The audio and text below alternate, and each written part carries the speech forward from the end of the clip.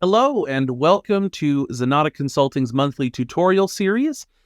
This month, June of 2023, we are talking about Zoho Flow. I'm Greg. And I'm Jordan, and let's get right on into the tutorial.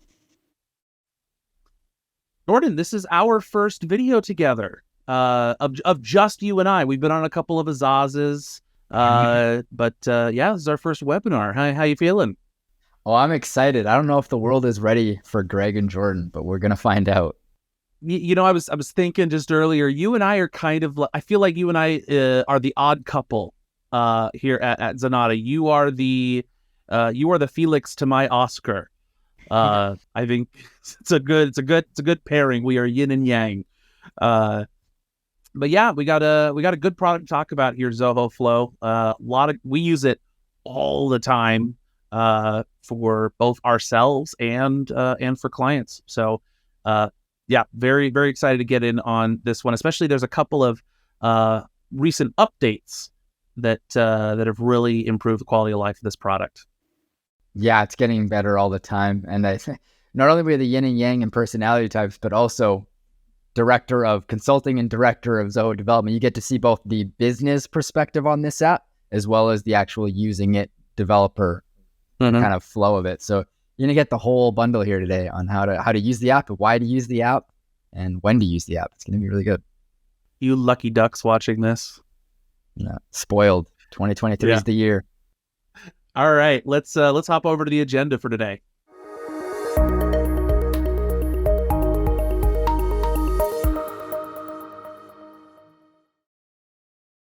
All right, the nice thing about Zoho Flow is that it's such a versatile app, but there's not a lot of major components to it, so we don't have too many large sections to go over. So we've just been able to boil it down to 4 here. We're going to start with just a general product overview, with what the app looks like, what are some of the different kind of modules within it, as well as some important settings. Then we'll talk about some common use cases, where is this best utilized? Then talk a little bit about the meat and potatoes of how to actually build a particular flow and the various features in there. And then finally, we'll end with some tips and tricks, some of those little nuances or just kind of best practices that will help get you the most out of this app that you can. So let's jump right into that product overview.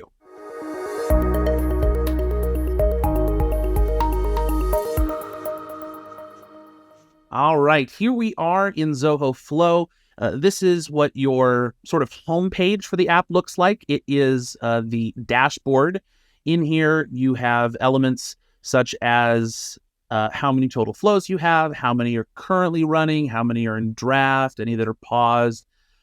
Down here, you have recent executions. So you can take a look at things that have run just in the last little bit, your most operating flows, as well as you'll have a bar chart and pie chart here of seeing how many flows have executed over the certain date period, as well as a breakdown of how many were successful and how many failed.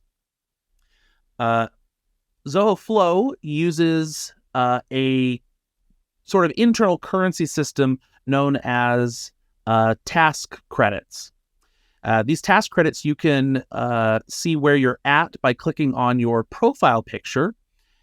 And down here under your plan details, it'll mention what your plan is. In this case, this is running on a Zoho 1.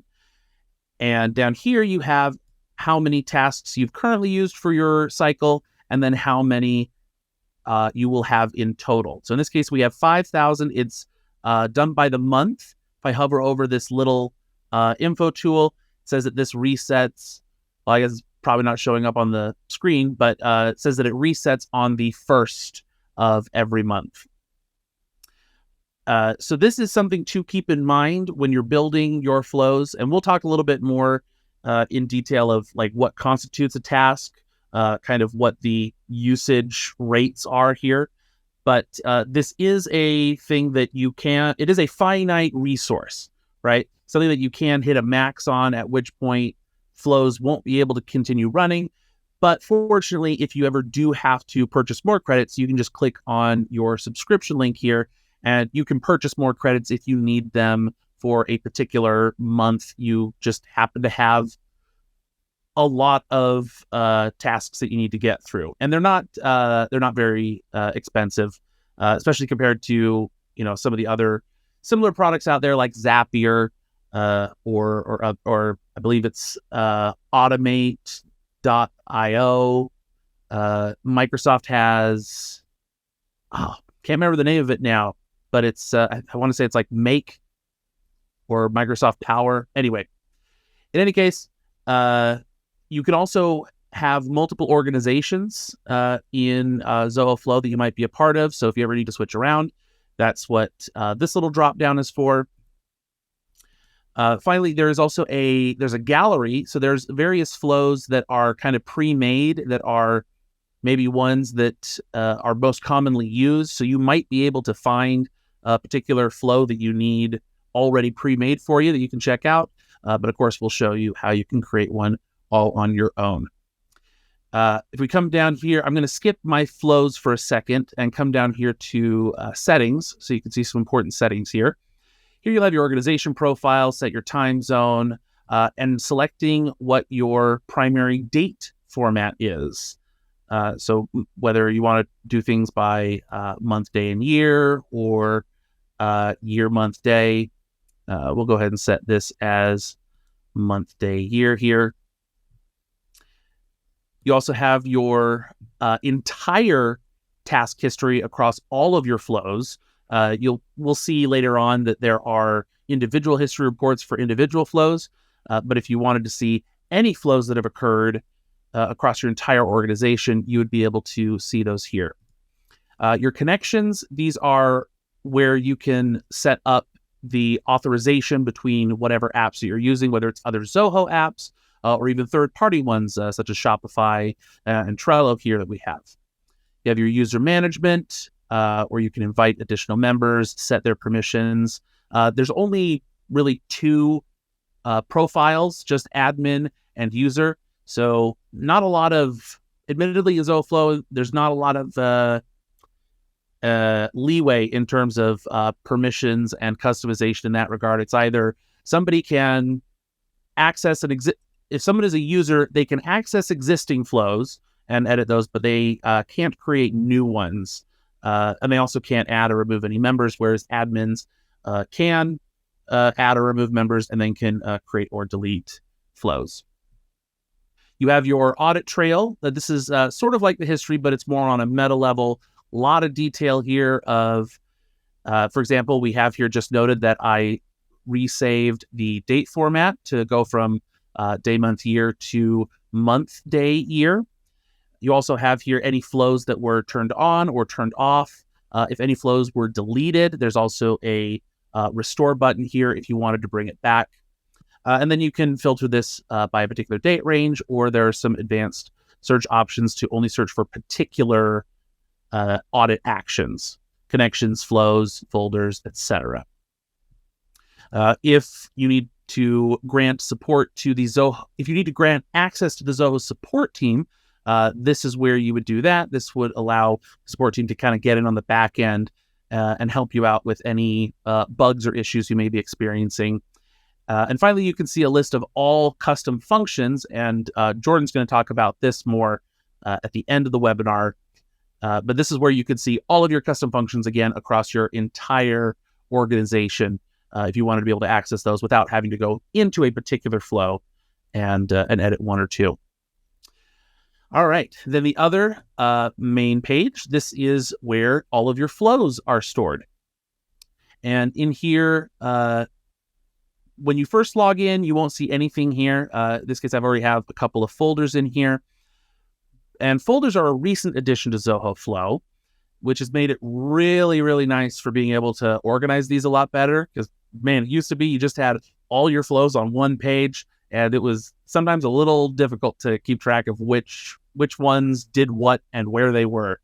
But now you can, when you come over here to the Create button, you can choose to just create a flow that'll show up right here, or you can create a folder and very easy, just give it a name.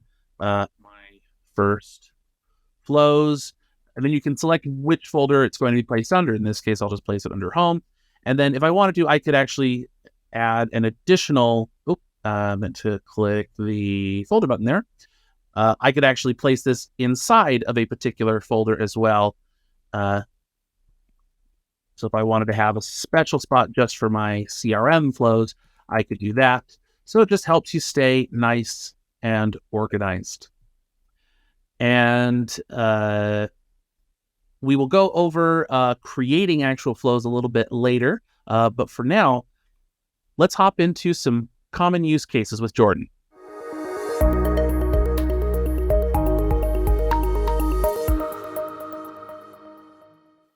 Okay, so now that Greg's introduced you to the interface a little bit, I want to talk about why you would use Zoho Flow as an if this then that tool. What are the common use cases you'd actually solve with this from a business perspective? So you can kind of break these into two main categories: passing data between Zoho apps or passing data from a third-party app to Zoho. And I guess you could also have a third category of passing it from Zoho to a third party as well. So if we look at the first use case of passing data between Zoho apps, the first question you'll commonly ask is, why would I need to use Zoho Flow to pass data between Zoho apps when most Zoho apps have their built-in default integrations together?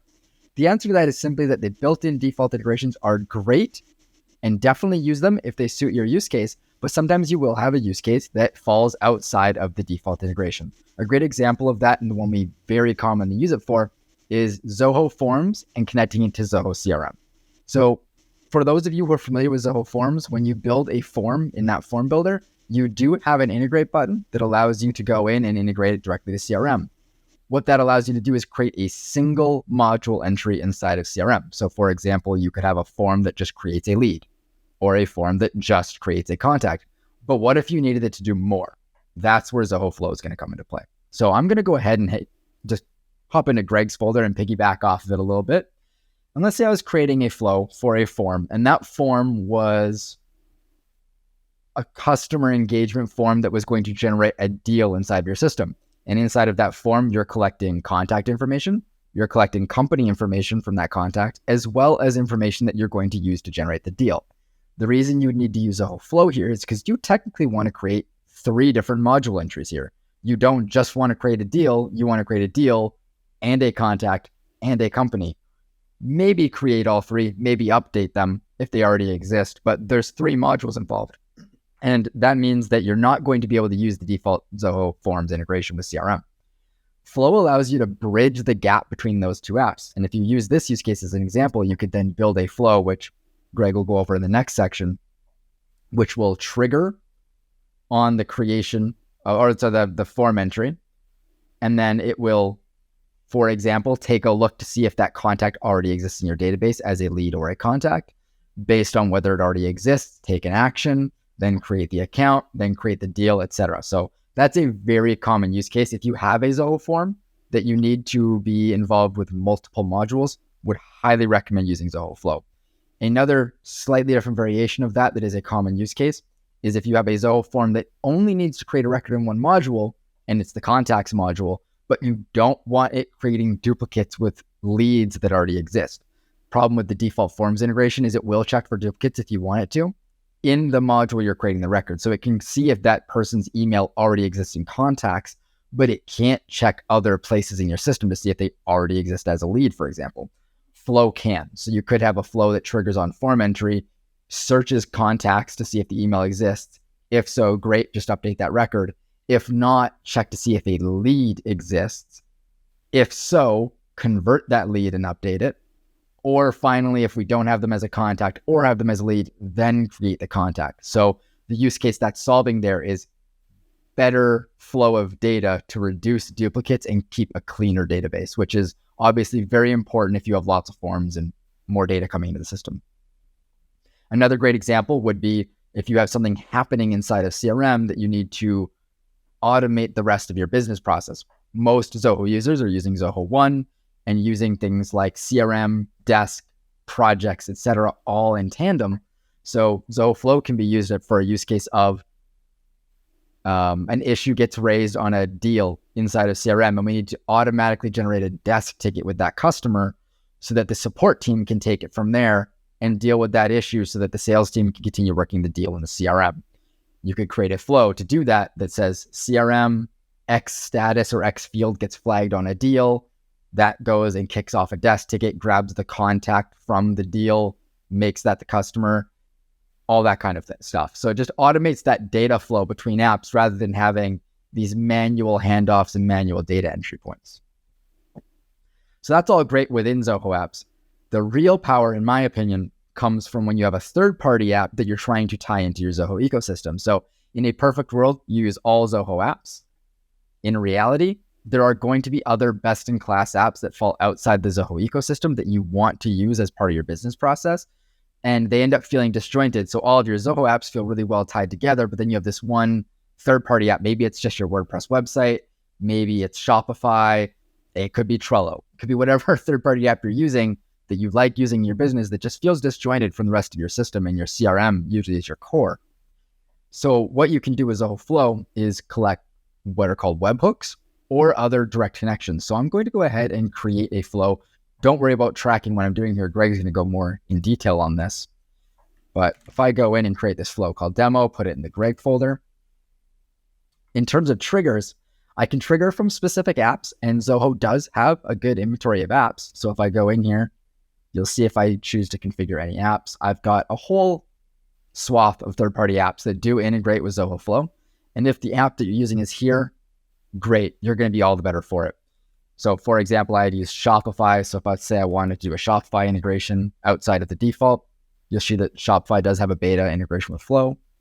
And so I could click that. And then if that app exists, I can use triggers like carts abandoning, carts updating, checkouts being created, etc. So it's all kind of pre-built here, which is awesome. That's the ideal. Ideally, every app you use just happens to have a default connector inside of Flow, and you're just off to the races. In addition to that, though, you can use webhooks. So what a webhook is, if you're not familiar, is just raw data being passed to a URL. So when you configure a webhook, it will give you a unique URL with a unique identifier that you can then say, hey, app over here, I want you to take data, package it up, and send it to this place. Zoho Flow can then just collect that raw data in and let you do things with it. Usually we pass that on as a JSON payload if you're a technical person. If you're not, don't worry. Most webhook configurers you'll have in things like Gravity Forms will just let you specify the type. You'll choose JSON. It's pretty straightforward. And so this use case comes in a lot with website form capture, actually. So while Zoho Forms does integrate really well with the Zoho apps, sometimes you already have really good forms that are on your website using something like Gravity Forms or Ninja Forms, anything like that. And you don't want to have to rebuild your website. You've got 20 forms on there. You just want the data, pretty simple stuff, first name, last name, email to come through into your system. And it would be a huge hassle to try to recreate those all with Zoho Forms, and you'd like to avoid that overhaul. You can do that by just leveraging Zoho Flow to connect those form data pieces in. And to do that, all you do is go in and create a webhook form capture, go into your WordPress site or whatever your third-party app is, choose to send a webhook on a certain action inside of your third-party app, and just say, I want it to send here at this point in time in that third-party app. It posts it over to Flow, and then Flow will handle capturing that data, processing in any way you need, and then boop, popping it into your apps. So that's a huge use case that we kind of cover. And then the other one will be supplemental flows that you'll do with a third-party app. So Shopify is a great example of that, where Shopify does have a default integration with Zoho and books and inventory, let's say. And let's say you have that up and running, but there's just one little thing that existing integration doesn't do. And it's, if a sales order fails, I need to blah, blah, blah. You can go ahead and set that up in Flow so that it just supplements the existing integration to do one extra action that's then if this, then that. So if this happens in Shopify, I need this to happen over in books. That's an account adjustment that it would normally do with the default integration. You can go and set that up here. So sky's kind of the limit on use cases. Greg did mention this is a very versatile app. So really it comes down to how well your app that you want to use plays well with others. But Flow is really it's just the tool to connect apps and pass data between them. And Imagine, just use your imagination. Sky really is the limit. But the most common use cases we do see on a day-to-day basis are form collection, passing it around, or auto generation of things like projects or desk tickets, Shopify sales order, things like that. So I'm going to leave it there and pass it over to Greg so Greg can really walk you through the meat and potatoes of how to create these things.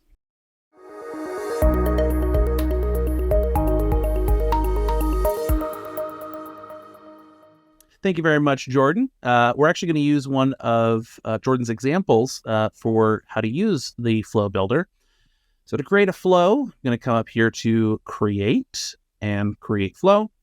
We'll give it a name. This is going to be our new form entry flow. I'll keep it inside of my CRM flows here. We'll give it a description. When an entry is recorded, check if the person already exists as a lead in Zoho CRM. Jordan already went over the various triggers, webhooks for anything that doesn't already have a pre-built integration. You can also have a schedule if you know something is going to run on a regular basis. In this case, this is going to be an app trigger. So we're going to come here to the app. We'll search for the app in question. This will be Zoho Forms. So I'll just type in form, find it down here, hit next. Then I choose which trigger I'm going to be using. You can only select one trigger for any one particular flow. So if you have something that's going to possibly have a few different things that might trigger it, you'll have to just create a different flow for each of those. But flows can very easily just be copied and duplicated. So not that big of an issue. We'll click on enter submitted new version here, hit next. Then here I select what connection I'm using. My connection to forms already exists. If I didn't have a connection already, so if I'm doing this for the first time, then I can click on new and set up what my connection is. So my Zoho Forms. Then I can choose whether I want just all of the available triggers and actions to be authorized, or if I only want to authorize specific triggers and actions. In this case, there's really only the one to worry about, so I'll just leave it at all. You would click authorize. Then there will be a pop-up window that I wonder if I can copy and paste as a tab in here so that you can see. Yeah, there we go. That it'll just ask you if you are willing to authorize this. You'll click accept. Now I can use it to access the forms in my organization. So we'll just go ahead and grab this form called test form. Here I can give my variable a specific name. Trigger is usually probably just fine. So I'm going to leave that there. You can also add additional filter criteria. So if I only wanted certain forms to come through here to help just prevent flows that don't need to run in the first place. But we'll go ahead and just leave that as bringing over everything. All right, so here we are on the flow builder. Here you have a couple of different pages. One is this summary page. This is very similar to the things that we saw on the dashboard, where I can see recent executions, as well as the just description information. So if I need to change the flow's name or description, I would do that here, as well as seeing any connections that are involved in this particular flow. I can change its name or test to make sure that it is still working. Then we also have the history page here, which will have a list of any executions that this flow has had. We'll go into that a little bit more in depth later. But now to jump into adding our action blocks. So Zoho Flow is a drag and drop editor where you can find a particular action that you're going to use and then drag it onto the page here and connect the different steps together using these little arrows. So in the case of the form here, when a new entry is submitted, I want to check the CRM if a lead exists. So over here on the left-hand side, we have the list of all the apps. Obviously, there are a lot here, and to try to scroll through all these is maddening. So I would just always use the search functionality. I know that I'm looking for a Zoho CRM trigger. I'm just going to type in Zoho CRM. And there it is. So now I can click on this little drop down, and here's all the actions that I can do to the Zoho CRM. So I can fetch things, I can create things, delete, update, all sorts of options. In this case, I want to try to fetch a lead. So I'm going to drag it over, and it gives me a little spot to drop it where it'll automatically connect it. So I'm going to drop fetch lead in right there. And now it automatically pops up the configuration screen. So here, similar to what we had to do to connect Zoho Forms, if you haven't connected anything to the CRM yet, you would authorize that connection here. Then you can rename the variable. In this case, fetch lead 1 is fine because that's what we're doing. In this case, I need to either include an email or a unique ID. Since this is coming from Zoho Forms, we don't have the Zoho ID, so we're going to use the email. Over here on the right-hand side, I have the different steps that have already been completed in my flow up until this point to use as variables in the subsequent steps. So here I'm going to click on this entry submitted new version. And here I have all the fields that are on that Zoho form. And so what's really nice is about these pre-built integrations is that it already knows what fields exist on that form, so it pulls all of these in automatically, as opposed to, say, a webhook where you'll actually have to start sending some test data into that webhook in order to see those variables pop up here. But here I'll just have to click on, I'll put my cursor inside of the email box here, and then I will click on the email variable, and it automatically populates it with the merge tag that will have that data assigned to it. So now that I have my trigger.email in here, I can click on done. And so now that will be fetching my lead. So now I need to make a decision. Did I find a lead or did I not find a lead? And then I need to decide what I'm going to do in each situation. So since I have to make a decision, I'm going to come over here to logic. And here we have some flow control action blocks that we can drag over. There's set variable, decision, and delay. Set variable is something that allows you to do just that. You can pull something over and say that a variable that I know I'm going to use at other spots in the flow, and just to make it a little bit easier to reference, I can put something in there. So like we'll have this variable be called CRM lead ID, and the value is going to be the ID from that lead record that we are attempting to grab. Then I have if you ever have any APIs or things that you're working with that you need to give a little bit of time between API calls, or if, say, I want to trigger this maybe like, I don't know, a minute after the form entry actually comes in to like give other systems that it might be integrated with time to update its records or its, searching functionality, you can add in a delay here. And the delay is a very interesting tool because you can either delay until a specific date or you can type in a duration. So they have some usage examples here. So you actually type it in layman's terms of how long you want the delay to run for. And they have, I believe it's Zia is on the back end interpreting these inputs as durations. So you either write in 2 minutes, 2 hours, 5 days, 17 seconds, whatever it is, then that would delay it for that amount of time. But we won't actually use a delay in this instance. So to remove a particular block, I'm just going to come down here to the little trash can icon and delete it.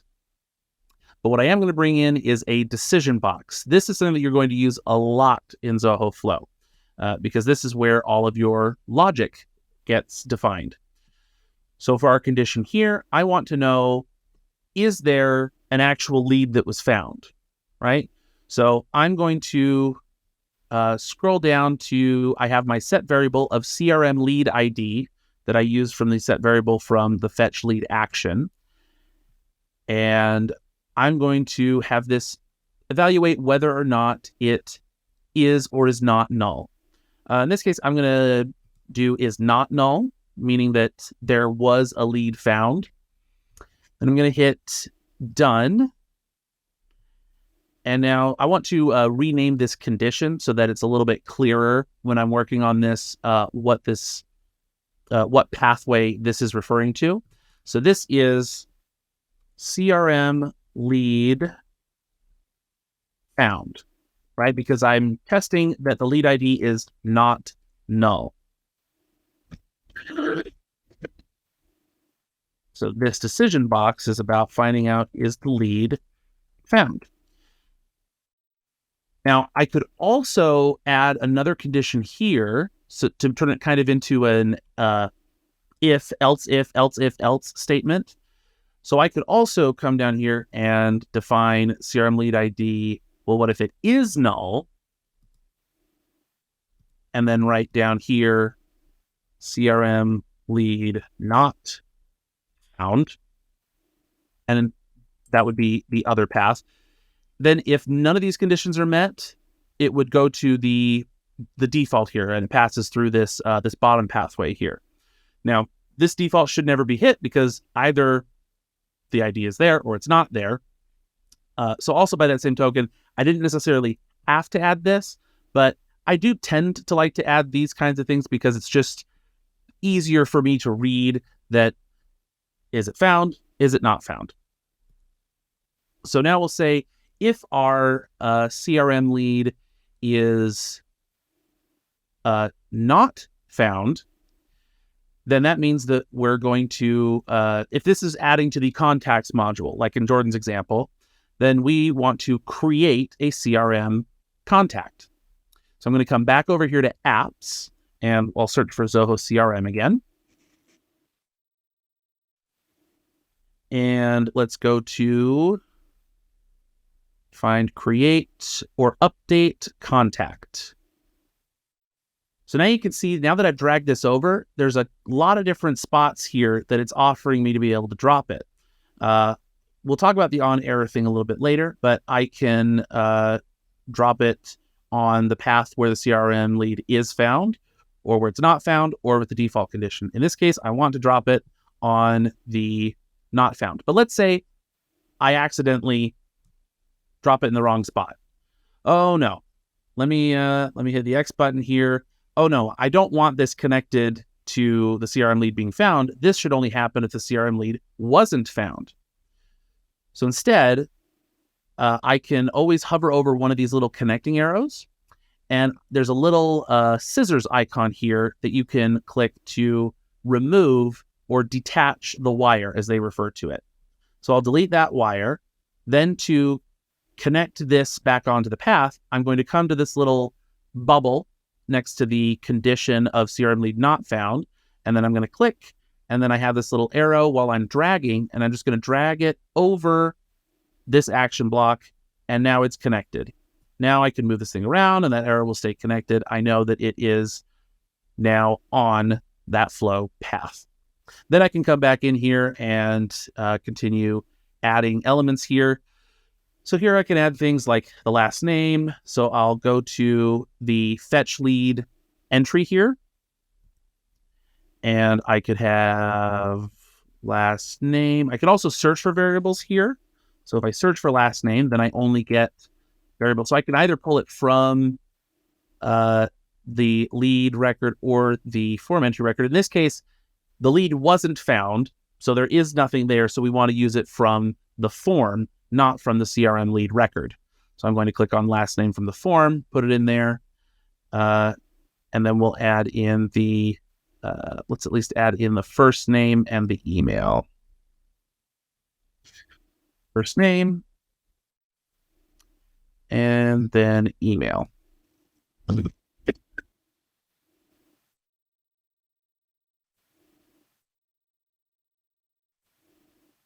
Great. And so now here we already have a basic flow done, right? If my form gets filled in and there isn't already a lead in the system, then my contact is going to be created. Now, at the moment, if we do find a lead, then just nothing is going to happen. Just a lead is going to be left alone in there. So let's say that we wanted to actually convert that lead into a contact.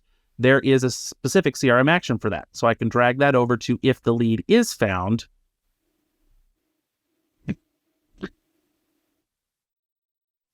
And then the lead ID, we'll grab that from our, you can grab it either from the set variable or from the fetch lead. I'll grab it from the set variable we did, CRM lead ID.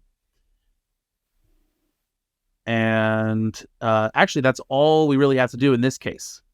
You can specify additional criteria here if you want to, like if you wanted to create a deal for this person.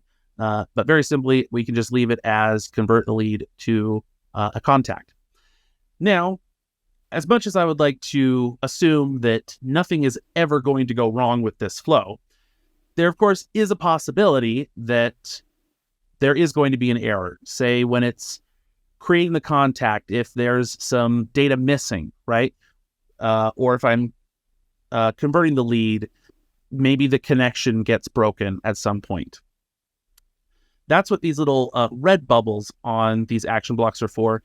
These are a pathway that the flow will take if an error is hit during the execution process. And one of the simplest things that you can do is just send yourself a notification to let yourself know that something went wrong. All right, so I'm going to pull in a send email.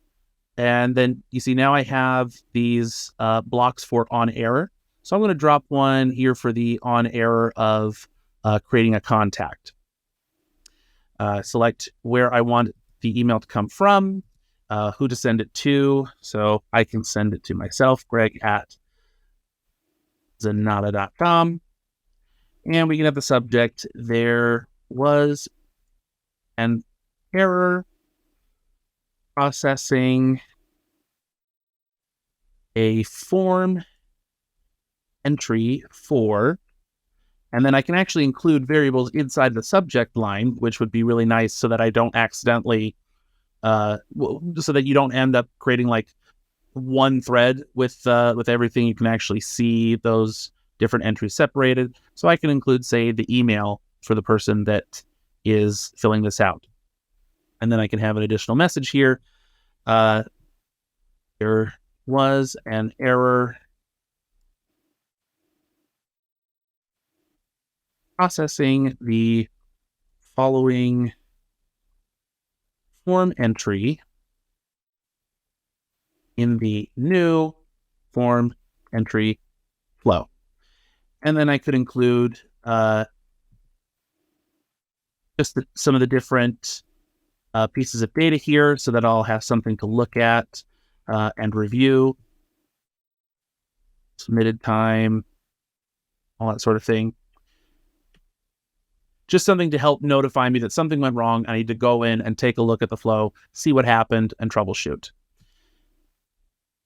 The other nice thing about Zoho Flow is that you can connect multiple, you can sort of merge wires to go to a single action block. So if I want to just send the same email, whether or not it's this that fails or this that fails, I can just grab the little on error block and drag the wire over to this send email. So now both of these error pathways are connected to the same send mail. So I don't have to have the same, I don't have to just recreate that send mail task.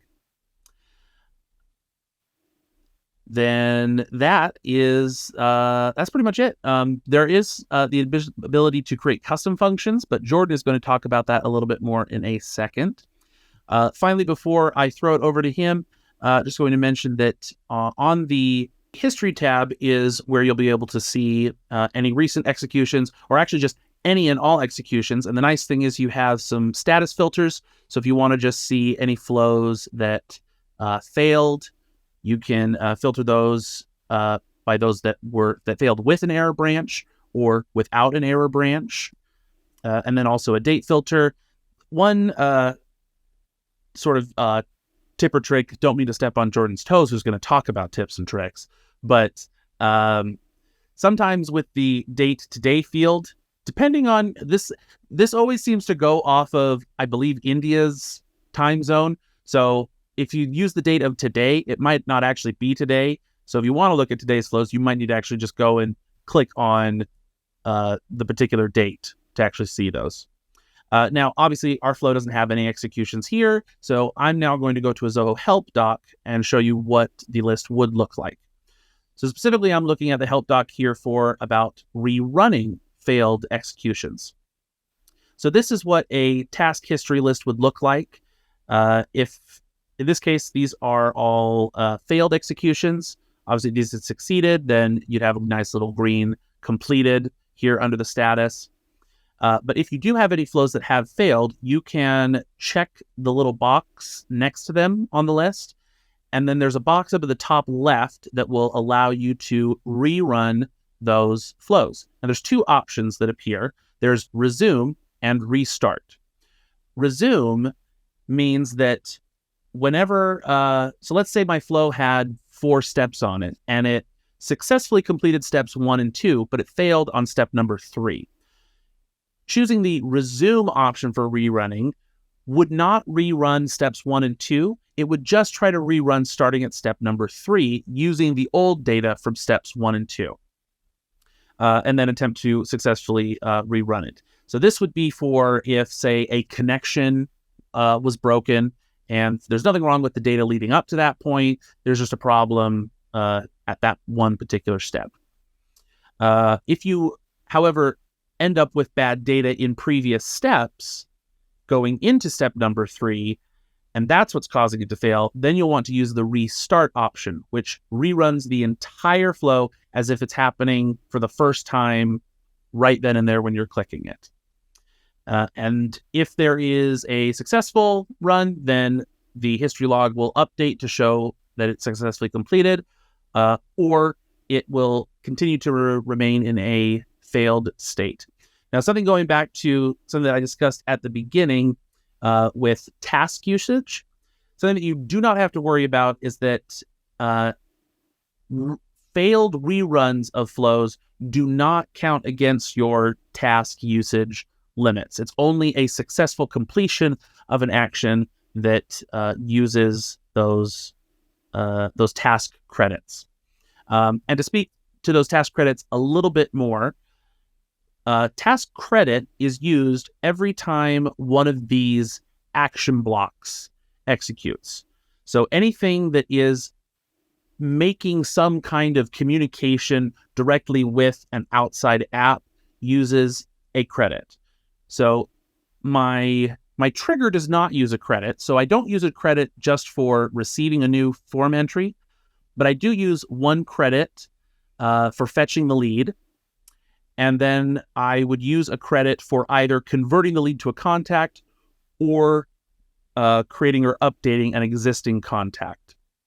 And then finally, I would also be using 1 task credit for sending out an email. So in this case, every time this flow runs, I'm going to use either 2 or 3 credits, depending on the outcome of the flow.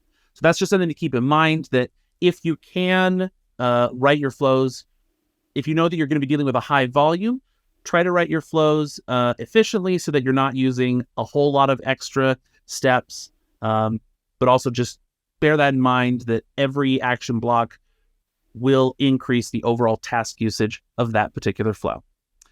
All right, that's enough jibber jabber from me. I'm now going to throw it over to Jordan, who will take us through a couple more nuances about Zoho Flow with our best tips and tricks.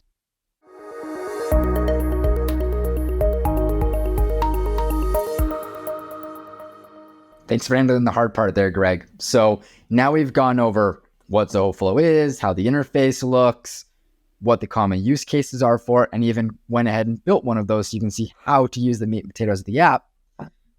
Ideally, technically speaking, we could send you out on your way and you'd be fine. And this is a part where we could just let you go out on your own and start using the app. However, I am cursed with the knowledge of all the things that go wrong in the world. And so I'd like to go over some tips and tricks for things that just commonly come back to my court from our own clients who I train on Flow. They use it, they build some, and then they come back to me with sticking points that get them kind of spinning their wheels or frustrated or pulling out their hair. And I'm going to go ahead and piggyback off of Greg here, hop into the My CRM Flows folder that you saw him create in real time there. And I'm going to use the new form entry that we just built. And I'm going to start out with one of my favorite parts about it as a former developer, which is the ability to create deluge functions inside of here as action blocks. So you can certainly build things as you go on the fly, and a lot of times you will just be solving business use cases as they come up. But one thing I really love to do is pre-build some common things that I'm going to need right out the gate. And so what you can do is if you go into the logic section, under this custom functions that Greg alluded to, you can create functions and they just become new action blocks that you can drag and drop. And the way that would work is for this example here, we've got format date as a custom function because we were formatting dates very often. If I hit the edit button, you'll see that it's taking in certain arguments. And if you're not familiar with Deluge, don't feel super overwhelmed here. I'm sure you have someone you can kind of delegate this out to, if not us. But you are basically taking in a date, taking in a string that lets us know how to format the dates. Do we want it month, day, year? Do we want it day, month, year? How do we want this formatted? And then we've got some test variable that you can just ignore here. And then it takes in that data and pops out a formatted string in this case. So the idea here would be an action block where you say, I'm going to pass you in a lead ID and I'm going to do this with it. I'm going to pass in a date and then the function's going to do a bunch of things and pass me out a processed, product. Or it could even connect to APIs of other apps. If you wanted to create your own basic action block for, let's say there's a third-party app that isn't connected with Flow, but you're going to be connecting it to Flow a lot. You could have code that's using the API of that third-party tool to do something over there, and then you're just using that action block over and over. So anything you need to build, we recommend just building a very generic block is my tip. So don't make it super, super hyper-specific to your use case. Try to make it generic, where it takes in generically this piece of data, it's going to do something with it, and then it's going to pass out a useful piece of information rather than the function doing everything. So for example, if it was going to grab a deal and then grab a contact related to that deal so it can fetch the email, you could do all those with Flow blocks that exist. But let's say for some reason you couldn't do that with a Flow. And your goal was to send an email to that email address. Rather than sending the email inside of this action block, make it generic. Make it just go in, grab that data you'd need, and pass back the email address so then you can use the send email action block to send that email. Yes, as kind of what Greg just mentioned, that will use more task credits. It will use an extra action, but it keeps it more generic and reusable. Because the goal here, the nice thing about Flow is it's drag and drop reusable. So you want to build your functions in that same vein. That's my biggest tip there. On that note, one of the ones I'm going to recommend you guys build has to do with this exact use case of forms to CRM. So unfortunately, while Zoho is one nice, great ecosystem, the reality is that different teams build the different apps inside of Zoho's system. So the Zoho Forms team doesn't always communicate with the Zoho CRM team to make decisions. And what that ends up meaning is when Forms did a couple different field types, mainly multi-selects and currency, they decided to handle currency values and multi-select values in a very certain way. Zoho CRM decided a different route. So if I was to have a form that had a bunch of financials, maybe you're asking your client to enter in a budget, for example, inside of this form. I'll even go ahead and see if there's any currency fields that we have in this form that Greg selected. It doesn't look like we do. But if they did, let's say it was your budget and it was just a currency field in Forms. What Forms will end up doing is it'll pass the $ value along with that currency value. So it ends up giving you essentially what's called a string. It's no longer just dollar amounts. It's got characters, like special characters in it. And so if you tried to just take that currency value and pass it straight into CRM, CRM won't let you. It just won't. It'll say that it's an incorrect data type and it'll fail. And you'll start to hit those error branches in your flow a bunch.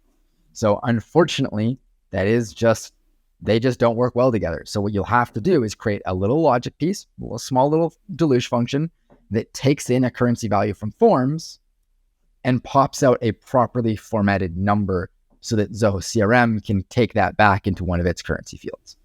And the other one would be multi-select. So a drop-down picker or a radio option where you can select more than one value inside of the form. Those need to be formatted in a very specific way for CRM to take them. It needs to be what's called a map. And so, or maybe it's a list of maps. I can't remember exactly. I'm not, it's been a long time since I developed, but there's a very specific way the deluge needs to be formatted. So you would create a custom action here for taking in a multi-select value from a form, formatting it the way you want, and then popping it out the other end so that you can then map it into your CRM update variable as an example. So custom functions are going to come in handy. You're definitely going to run into use cases where you need them. And the error that you would see, I'm not sure if Greg, because I don't think Greg went over this, but in the history, when you're looking at history actions, you can actually dig into them a little bit deeper and see inputs and outputs. And if something fails, it'll actually tell you why it failed. So if you look at it and it tells you that it's an incorrect data type, you likely need to add some sort of custom function in there that will format the data the way you want it. Which kind of piggybacks into my next case. We used to do that a lot for dates, but you actually don't need to for date formatting anymore. So date formatting got a nice new little feature where if I'm in the builder, and let's say I'm fetching a lead here, and then I'm creating this new contact. And as part of that new contact creation, I have a date field on the contact record that says, date of first action, or maybe date of last form entry or something like that. If I wanted to stamp that date field, sometimes the date that you get from system A isn't in the same format that system B is expecting, especially when you're dealing with third-party apps. Let's say Shopify sends the format in one way, Zoho wants it in a different way. Conveniently now, if I'm filling out, let's say, the closing date on this particular record, if I grab a date field, you'll see that this little blue option pops up on my screen for formatting date and time. So we used to have to do custom deluge for this, but now it's actually built in. It's a relatively new feature in Flow where I can click on this and I can convert the format to the format I want. So keep in mind that if you're ever having issues with dates coming through wrong, let's say your system's passing them in day, month, year, but then when you run a test, it's creating a record in Zoho that's all messy. It's like the wrong month and day. It's kind of flipping some values around. You likely just need to use this nice little format date and time to get the format the way you want it so that it doesn't error or doesn't pass data in incorrectly. The next thing I want to talk about as a tip is around these decision branches. So while Greg was building this with you guys, we have the CRM lead found, CRM lead not found. That's a pretty binary tree, but sometimes your trees are a little more complex than this. They'll have 5 or 6 options. So it's important to understand how these decision trees operate, because I commonly have clients come back where they've got 4 or 5 decision checks, and then they have actual data running through their flow, and it doesn't take the branch they expected it to. And the reason is usually that they don't understand the way that it processes the tree. The way trees are processed is top down. So it'll always check condition 1. If condition 1 is true, it's going down that path. It'll never even look at condition 2, condition 3, condition 4. It exits the tree as soon as it's able to. So if CRM lead found was your first criteria, and then your next criteria was CRM lead is a customer, and that was supposed to be more important, it needs to be higher in the tree. Because if it finds the lead, it's done. It's moving on. So you'll never hit CRM lead is customer, because if it's a customer, it existed. So it's always going to hit existed. So you have to use the more exclusive ones first, and then get more generic down your tree as you go. If none of those conditions are met, that's when it's going to go down this default branch. So if CRM lead was neither found nor not found, not possible in this case, but if these were conditions where it was like, is the lead a customer? Is the lead a vendor? Are they, different things? And it turns out that lead was none of those things. It just wasn't tagged as any type. Then it would fall down into this default condition. So it kind of just goes top down, tries to find a statement that's true. And then if every single condition evaluates as false, then it will go down this default pathway with this little bubble here that's going, in this case, nowhere right now. So really make sure you order your conditions in a way that makes sense. Another common example I have of that is if you've got a form where they might fill out 1 contact, but they might fill out 5. And so you kind of want to start with the 5 at the top, right? Because if it's got all 5 of them, create everything. If it's only got 4, then start part way down. If it's only got 3, then only create contact 3, 2, and 1. So you can kind of have that trickle down in a branch. So you just got to go, really think about how you're ordering these, because unfortunately you can't drag and drop these around within the tree. I don't think, at least. You can only add new ones. So if you have them in the wrong order, you have to kind of like recreate it. So you really want to think about it before you create these decisions and make sure that it's going to follow a logical flow. If you need to use 2 decision trees in order to accomplish the flow you need, then do so. Like Greg said, you're going to use them a lot. The next item is properly naming in your flow. So these ones that Greg built happen to be pretty clear. Convert lead to contact, create or update contact. But you will actually use an action in Zoho CRM a lot that's called create or update module entry, which is just generically create or update something in CRM. And then inside of that action, you tell it what that something is. So I want to create or update, custom module A or custom module B or leads or contacts, whatever module. And if you end up with a complicated flow with 10 items on here and all of them just generically say create or update a thing, 2 months down the road when you come back because there's something wrong with this, it's very hard to remember what everything was doing, and you have to kind of figure it out. So what you can do is if you hover over these, you can rename these to be more generic, and it doesn't affect what it actually does in the slightest. So I could say, instead of creating or updating contact or converting lead to contact, I could change this to convert existing lead, right? So that lets me know that what's happening here is there's an existing lead and it's being converted. That's what's happening right here. Whereas this one's creating or updating contact. That's actually pretty straightforward, right? So I could leave that one. Send error email to Josh, right? Now I know that what this is doing at a glance is sending an error email to Josh, right? So just keeping things very clearly named, while it's a little bit of extra work up front, I'm trying to help future you. Just trust me, it's a pain when someone comes to you and says, hey, this didn't do what I wanted it to do. And you have to go trace it back and nothing's named well. You'll have no idea. You won't remember what you did 3 months ago. So just name it well. It'll be easier to read. Trust me, you will thank me. The next one I want to talk about is managing your connections. So Greg did talk a little bit about connections. You saw him create a connection with forms. We also had a connection with CRM involved in this flow. Connections are user specific. So if I'm logged in as Jordan and I create a connection as Jordan, then it's basically accessing those apps as if it was me. So what that means is if I don't have permission to do a thing, neither does the automation anymore. So let's say you create the connection as Jordan, and then later down the road in CRM, you decide that Jordan doesn't have permission to edit the email field. Jordan can only view the email field. That will affect your flow. So just be very careful that your connections are built with a top level person who's not going to get restricted access, because all of a sudden your flow will fail because this flow is set to update a contact, which is a mandatory field of email, and I'm not allowed to edit the email field. The flow is going to fail because Jordan's not supposed to be doing that. So you need to be very careful what user creates this connection. It should always be your super admin, your top level person. Ideally, something that's not even linked to a human. When you're building out these flows, if you build them from like a Zoho admin at yourdomain.com type email address, then no matter how much employee turnover you have, these flows keep running because that user account is still there. The other thing to consider is your security. So sometimes your third-party security team or someone internally will be like, we should cycle our passwords. We should, do all these things. Those are great security choices, and you should. They are correct, but that will affect connections, including in Zoho Flow. So if I was to change my password of this user account that built this flow that has the connection, and while I'm changing that password, I select the option to terminate all existing sessions, that can end up terminating your connections as well. So it's important to know what that's going to do and how to fix it if someone makes that mistake, because we're all human. So if someone does that, what that means is that connections are going to break and you're going to start to see more of these errors. If you don't have error branches, you're going to start getting notified that your flow is erroring, and eventually if it errors back to back too many times, Zoho will just shut your flow off to stop their servers from running these failures. So one way or another, you're going to find out that this stopped working.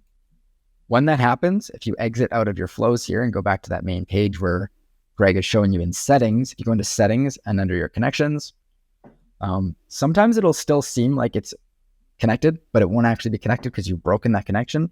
And it's as simple as going to, let's say, the forms connection, clicking this reconnect button, which will re-pop up a page to do the connection, reauthorize. You're good to go. Everything that was using that connection will now start working again.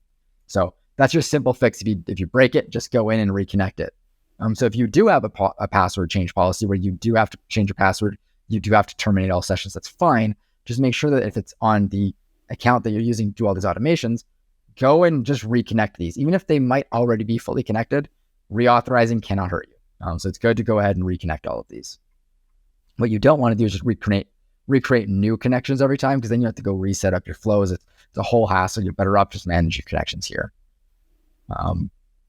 The other thing you can do if something seems wonky, but you're so sure that your flow is built correctly, but it's still failing and you can't figure out why, you could go over and just hit the test button on the connection and it'll let you know that your connection is working fine or something's not right. So checking your connections is a great place to go for debugging. And it's a place that people don't know to look and they don't know can break. So when people come to me and they're like, I didn't change anything, but all my flow is broken, I don't understand why, it's typically because there's a connection broken. It's as simple as going to this page and debugging it.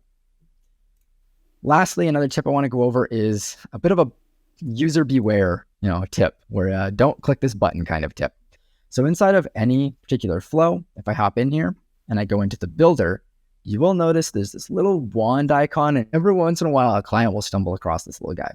And if you hover over it, it'll give you this auto arrange. If you've got a really massive flow with 50 actions and multiple decision trees, it can get a bit big. And this auto arrange feature boasts that it will consolidate it down into the page for you better, and organize it into one nice, clean looking thing. So you don't have, for example, crossing, overlapping lines so it's harder to trace, things like that. And for a very small flow, if I really messed this one up and I hit that auto arrange button, it'll do a pretty good job at bringing it back to snap. The bigger your flow, the more likely that button is going to make things so much worse than better. I had a client who had this massive flow, 100, 200 different actions that it could take, a bunch of different paths, and it was getting a little messy. So they thought, I'm just going to click this button and my life's going to get better. And it just moved things everywhere that they shouldn't be. And then they had to sit there and manually clean up all of those connections, just kind of drag them into a nicer place so they could actually read their flow better. So my advice here is just do it manually, because on a small flow, it works well. But on a small flow, it also takes me all of 5 seconds to drag these boxes where I want them. So you're either in a place where it's so simple that yes, that feature will work, but you could also just do it easier as a human, or it's starting to get more complicated and it's a good chance that it's going to make things worse instead of better. So I would just, use this at your own peril. But if you use it, can't blame Jordan, can't blame this guy, because I warned you not to do that. Those are all my big tips and tricks. So if you guys have any that you come across, always, feel free to drop us questions, but I think you're pretty well equipped. Yeah. Nice job, Jordan. Great. Yeah. A lot of great sort of just like catches that only come with experience of just using Flow so many times, and just seeing, because it's, we have a funny phrase here at Zenatta, which is we love Flow when it works. When you learn its idiosyncrasies and you learn to talk the Flow language, so it is a really great and useful app. Nice one, Jordan. Any parting thoughts as we're heading out here? Just dive in, guys. Now that you've seen this, the best way to learn Flow is with experience. Like Greg said, sometimes you just need to get your hands dirty. Build one that does something inconsequential. Try it out and see how it works. It's the best way to learn a Flow. And patience. Have patience, my friends. There will be things that just don't go the way you expect. The history tab will be your best friend to figure out why. It's usually fairly clear. It'll tell you there's an error, and you'll run across things like the currency where you're like, are you kidding me? Like, it's not formatted the way you'd expect. And yeah, just take it with a grain of salt, move on. You'll get there. And once it's running, it'll be your best friend.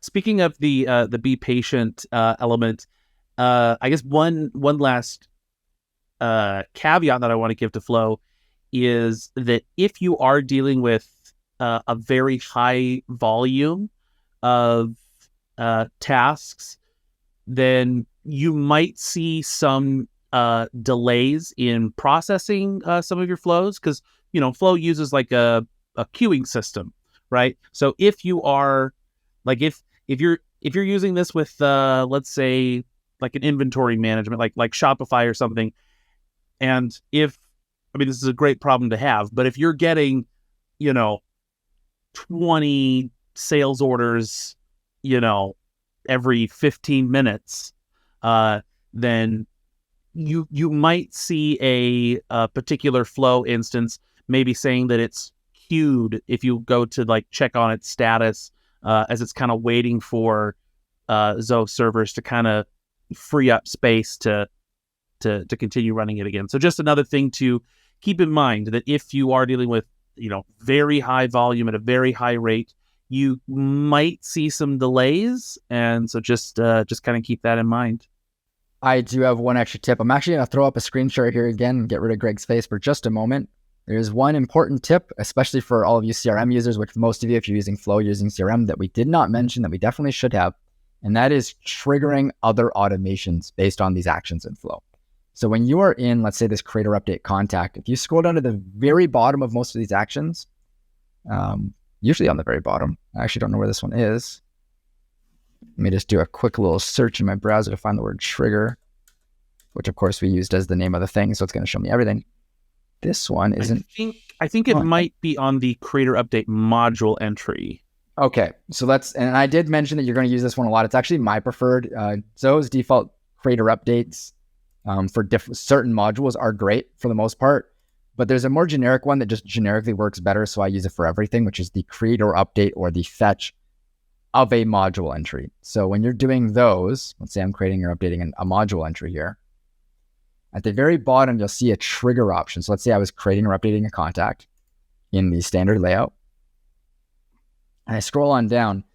By default, it's going to be set to trigger all things. So you have workflows, blueprints, approvals, those types of things built in your CRM. It's going to trigger those. And you can choose not to if you don't want to. The reason I mentioned that is, as Craig was talking about, the flows, I realized that one that you may come across with delays in queuing is recursive loops. So if you set this flow to update a deal, and this flow is set to trigger workflow rules, because that's where it will be by default, and then your thing that triggers this is a deal being updated in CRM, then the deal gets updated, it triggers your flow updates the deal, which triggers the workflow again, which triggers another update to the deal, and you start just passing data back and forth. You don't want that. It will eat up your tasks very fast. So you want to be a little bit mindful about what should and shouldn't trigger workflows. If there's a sequential thing that should happen after this, so Flow is doing a thing and then CRM is going to have a workflow rule that naturally triggers as a next step, great, leave this on. If this should be an endpoint in this automation cycle, set this to none and nothing else will trigger off of it. It will just do what it's doing and stop there. So a little bit of interruption, we can hop back to, me and Greg hanging out, but I just wanted to bring that one up because while it doesn't happen often, if you set up a recursive loop, your credits will be gone for the month. Like that. Everything will just go wild. So be a little bit more mindful when you're updating those records to not trigger workflow rules that then trigger Flow again. Yep. But trust us, we still love using it. Even though it's got these little quirks, it still gets us out of 90% of all jams we find ourselves in.